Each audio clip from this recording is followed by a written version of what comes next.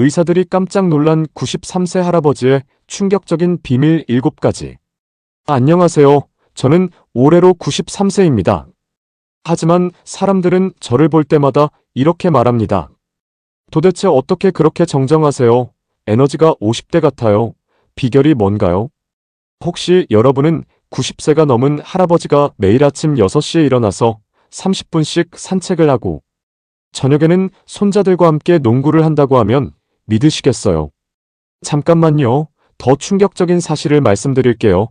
이 할아버지가 지난 20년간 병원에 입원한 적이 단 한 번도 없고 고혈압약이나 당뇨약 같은 것도 전혀 복용하지 않는다는 사실입니다. 심지어 지난달 종합건강검진에서 의사 선생님이 나이를 다시 확인했을 정도로 모든 수치가 정상이었어요. 바로 그 할아버지가 저입니다. 오늘 여러분께 제가 93년을 살아오면서 깨달은 가장 소중한 비밀들을 모두 공개하려고 합니다. 특별한 약을 먹지도 않고 병원에 자주 가지도 않지만 지금까지 건강하게 살 수 있었던 7가지 생활 습관 말입니다. 그런데 잠깐 혹시 여러분 중에서도 이런 고민 있으신가요? 요즘 부쩍 기력이 떨어지는 것 같다. 예전만큼 활기가 없다. 병원에서 받은 검사 결과가 걱정된다. 절대 놓치면 안 되는 기회예요. 만약 그렇다면 오늘 영상이 여러분 인생의 전환점이 될 수도 있습니다. 왜냐하면 제가 오늘 알려드릴 방법들은 나이에 상관없이 누구나 실천할 수 있고 특별한 비용도 들지 않거든요. 이것만은 꼭 기억하세요. 특히 4번째 습관은 정말 놀라우실 겁니다. 이것 하나만 바꿔도 뇌 건강이 10년은 젊어진다는 과학적 연구 결과가 있거든요.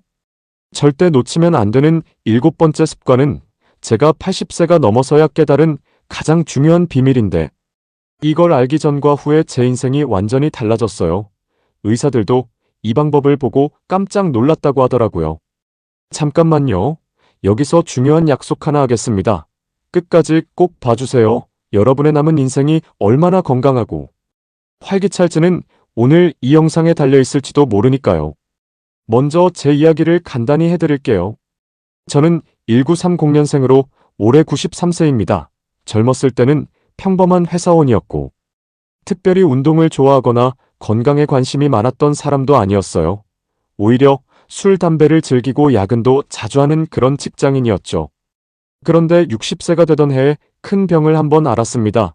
그때 의사 선생님께서 이렇게 말씀하시더군요. 앞으로는 정말 조심해서 살아야 한다고 자칫하면 큰일 날 수 있다고요. 잠깐만요. 그 순간 정말 무서웠습니다. 아직 해보고 싶은 것도 많고 손자들도 보고 싶은데 이렇게 갈 수는 없다는 생각이 들었어요. 절대 포기할 수 없었죠. 그래서 그때부터 건강에 대해 정말 진지하게 공부하기 시작했습니다. 의학 서적도 읽어보고 건강한 장수 어르신들을 만나서 이야기도 들어보고 직접 여러 가지 방법들을 실험해봤어요. 이것만은 꼭 기억하세요. 33년간 시행착오를 거치면서 정말 효과가 있는 것들만 엄선해서 지금의 7가지 습관을 만들어낸 것입니다. 그 결과가 어떨까요? 93세인 지금 제 건강 상태를 말씀드리면 혈압은 120/80, 혈당은 공복 시 95, 콜레스테롤도 정상 범위입니다. 그리고 무엇보다 매일매일이 활기차고 즐거워요. 어제는 증손자와 함께 공원에서 축구를 했고 지난주에는 아내와 함께 등산도 다녀왔습니다. 이런 것들이 93세에게 가능한 일일까요? 가능합니다. 그리고 여러분에게도 가능해요. 지금부터 그 비밀을 하나씩 공개해드리겠습니다. 첫 번째 습관, 아침을 햇볕으로 시작합니다. 첫 번째 습관은 매일 아침 일어나자마자 창문을 활짝 열고 햇볕을 쬐는 것입니다. 하지만 잠깐, 이게 정말 그렇게 중요한 일일까요? 그냥 창문만 여는 거 아닌가 싶으실 텐데 절대 그렇지 않습니다. 여기서 충격적인 사실을 하나 더 알려드릴게요. 최근 과학 연구에 따르면 아침 햇빛이 우리 몸의 생체 리듬을 조절하는 가장 강력한 신호라고 해요. 특히 아침 7시에서 9시 사이의 햇빛은 우리 뇌에 있는 송과체라는 부위를 자극해서 멜라토닌 분비를 조절한다고 합니다. 잠깐만요. 이것만은 꼭 기억하세요. 멜라토닌이 뭔지 아세요? 이게 바로 우리가 밤에 깊게 잠들 수 있게 해주는 호르몬이에요. 그런데 나이가 들수록 이 멜라토닌 분비가 줄어들어서 잠을 못 자게 되는 거죠. 그런데 아침 햇빛을 쬐면 이 멜라토닌 분비가 정상화되면서 밤에 푹 잘 수 있게 됩니다. 그리고 잠을 잘 자야 우리 몸의 모든 기능이 정상적으로 돌아가죠. 제가 실제로 경험한 것을 말씀드릴게요. 이 습관을 시작하기 전에는 새벽 3시나 4시에 자주 깼어요. 그리고 한번 깨면 다시 잠들기가 어려워서 하루 종일 피곤했죠. 그런데 매일 아침 햇빛 쬐기를 시작한 후로는 밤 10시쯤 자연스럽게 잠이 오고 아침 6시까지 푹 잘 수 있게 되었습니다. 수면의 질이 좋아지니까 낮에도 훨씬 활기차더라고요. 그런데 여기서 정말 중요한 포인트가 있어요. 그냥 창문만 여는 게 아니라 실제로 햇빛이 눈에 들어와야 한다는 겁니다. 물론 직접 태양을 쳐다보라는 게 아니에요. 그냥 밝은 햇빛이 시야에 들어오도록 하면 됩니다. 구체적인 방법을 알려드릴게요. 매일 아침 일어나자마자 커튼을 활짝 열고 창가에 서서 깊게 숨을 5번 쉬어보세요. 이때 감사한 마음을 가지면서 오늘 하루를 계획해보는 것도 좋아요. 만약 날씨가 흐리거나 비가 와도 괜찮습니다. 흐린 날의 햇빛도 충분히 효과가 있거든요. 중요한 건 매일 꾸준히 하는 것입니다. 이 간단한 습관 하나만으로도 여러분의 수면의 질이 놀랍게 개선될 거예요. 그리고 잠을 잘 자면 면역력도 좋아지고 치매 예방에도 도움이 된다는 연구 결과가 있습니다. 두 번째 습관, 매일 일정한 시간에 가볍게 걷습니다. 두 번째 습관은 매일 같은 시간에 15분 이상 걷는 것입니다. 여기서 중요한 건 힘든 운동이 아니라는 점이에요. 그냥 가볍게 걷기만 하면 됩니다. 하지만 반드시 매일 같은 시간에 해야 해요. 왜 같은 시간이어야 할까요? 우리 몸은 일정한 리듬을 좋아합니다. 매일 같은 시간에 같은 활동을 하면 우리 몸이 그 리듬을 기억해서 자동으로 준비를 하게 되어요. 제가 선택한 시간은 매일 오후 4시입니다. 점심 식사 후 소화도 어느 정도 되고 해도 너무 뜨겁지 않은 시간이라서 선택했어요. 물론 여러분은 본인에게 맞는 시간을 선택하시면 됩니다. 그런데 걷기가 정말 그렇게 좋은 운동일까요? 잠깐만요. 이 충격적인 연구 결과를 보세요. 하루 15분만 걸어도 수명이 3년 연장된다고 해요. 그리고 매일 걷는 사람은 치매에 걸릴 확률이 40%나 낮다고 합니다. 이걸 모르면 정말 손해예요. 제가 직접 경험한 것을 말씀드릴게요. 이 습관을 시작하기 전에는 계단 오르기가 정말 힘들었어요. 2층만 올라가도 숨이 차고 다리가 아팠거든요. 그런데 절대 믿기 어려우실 텐데 매일 걷기를 시작한 후 3달 정도 지나니까 놀라운 변화가 있었습니다. 계단을 올라도 숨이 안 차고 오히려 더 올라가고 싶을 정도로 다리에 힘이 생겼어요. 그리고 혈압도 눈에 띄게 좋아졌습니다.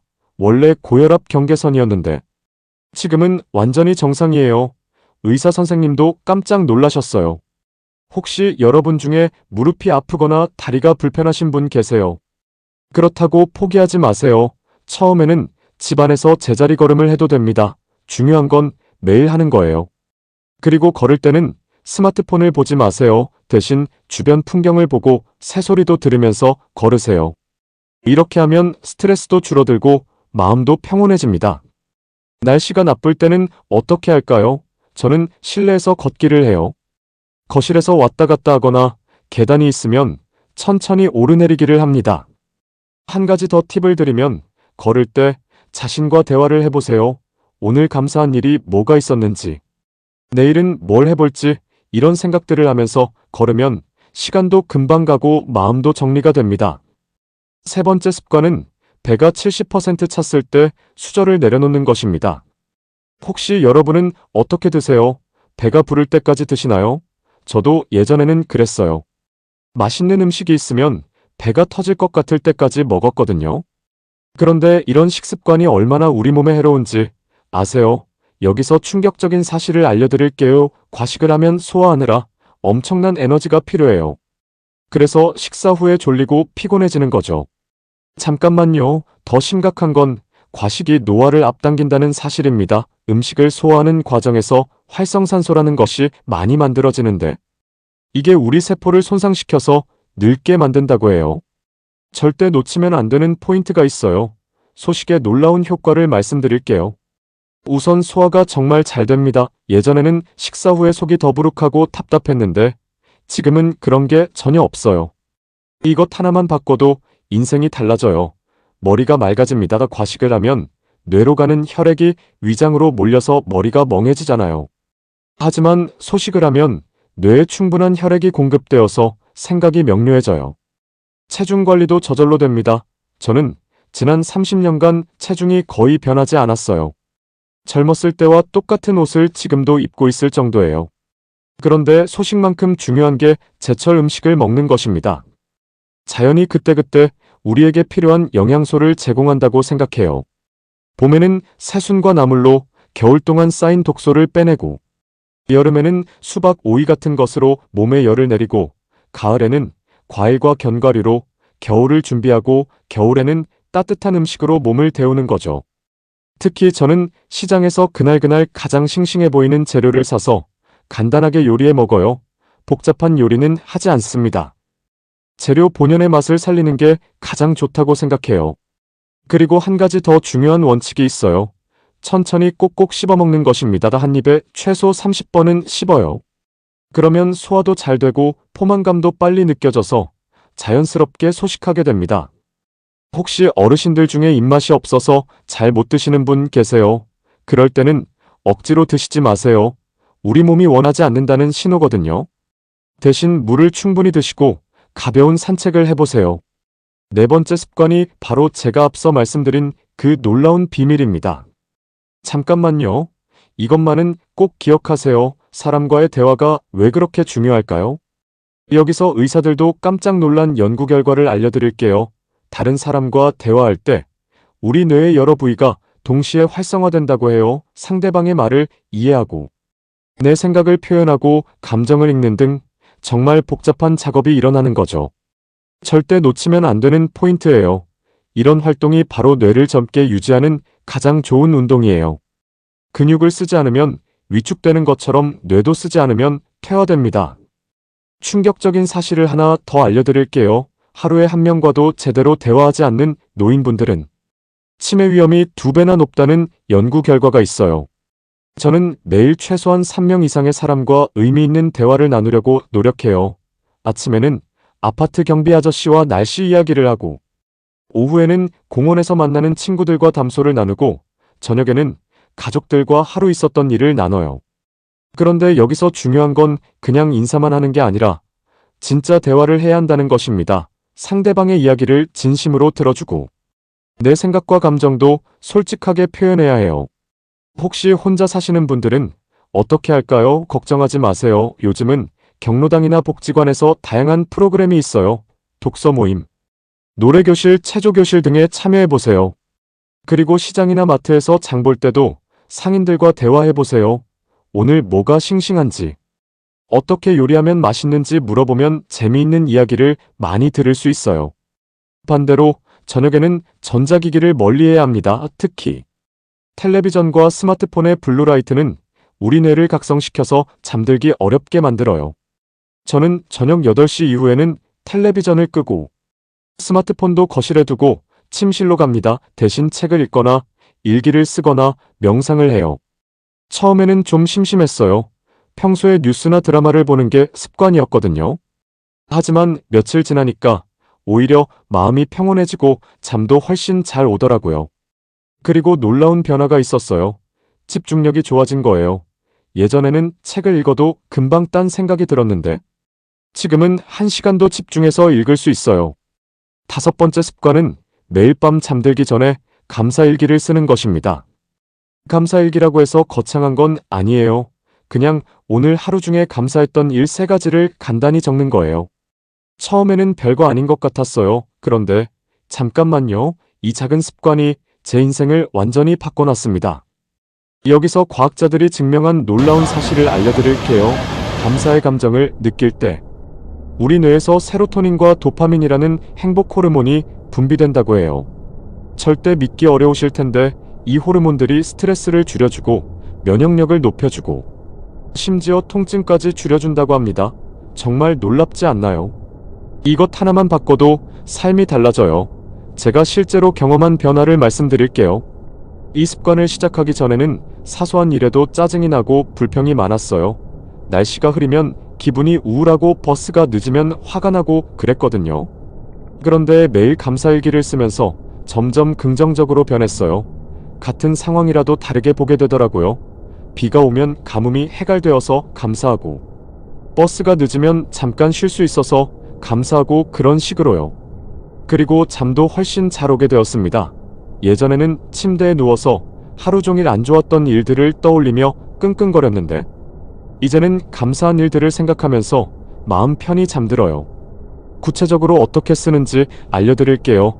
저는 작은 수첩을 베갯머리에 두고 매일 밤 잠들기 전에 씁니다.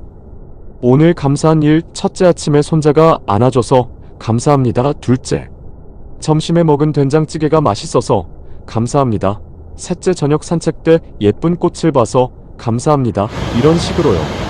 정말 작은 일들이죠. 하지만 이런 작은 것들에 감사하는 마음을 가지면 하루하루가 기쁨으로 가득해집니다. 혹시 감사할 일이 없다고 생각되시나요? 그럴 리 없어요. 숨을 쉴 수 있는 것, 걸을 수 있는 것, 보고 들을 수 있는 것, 이 모든 게 감사한 일이에요. 처음에는 어색할 수 있어요. 하지만 일주일만 써보세요. 분명히 변화를 느끼실 거예요. 여섯 번째 습관은 미움, 서운함, 후회 같은 부정적인 감정을 그날 안에 해결하는 것입니다. 잠깐만요. 이걸 모르면 정말 큰일 납니다. 이런 감정들을 오래 담아두면 정말 독이 됩니다. 마음의 독이 결국 몸의 병으로 이어지거든요. 여기서 충격적인 제 경험담을 들려드릴게요. 젊었을 때 직장에서 상사와 크게 다툰 적이 있었어요. 그때 너무 억울하고 화가 나서 몇 달 동안 그 감정을 품고 있었거든요. 절대 믿기 어려우실 텐데 그 기간 동안 잠도 안 오고 소화도 안 되고 심지어 피부에 뾰루지까지 났어요. 병원에 가도 특별한 원인을 찾을 수 없다고 하더라고요. 나중에야 깨달았어요. 마음의 병이 몸의 병으로 이어진 거라는 걸요. 그래서 지금은 불편한 감정이 생기면 그날 안에 반드시 해결하려고 노력해요. 방법은 여러 가지가 있어요. 첫째, 일기에 솔직하게 써보는 것입니다. 내가 왜 화가 났는지, 뭐가 서운한지 구체적으로 적어보면 감정이 정리되면서 마음이 가라앉아요. 둘째, 믿을 만한 사람에게 이야기하는 것입니다. 혼자 끙끙 앓지 말고 가족이나 친한 친구에게 털어놓으세요. 다른 사람의 관점에서 조언을 들으면 문제가 생각보다 크지 않다는 걸 깨닫게 될 거예요. 셋째, 상대방의 입장에서 생각해보는 것입니다. 나를 화나게 한 그 사람도 나름의 이유가 있었을 거예요. 그 사람의 상황을 이해하려고 노력하면 용서하는 마음이 생겨요. 넷째, 운동으로 해소하는 것입니다. 화가 날 때는 빠르게 걷거나 큰 소리로 노래를 부르면 스트레스가 많이 풀려요.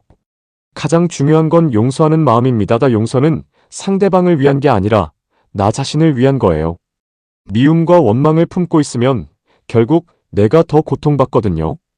제가 터득한 용서의 비법을 하나 알려드릴게요. 화가 날 때는 이렇게 생각해봐요.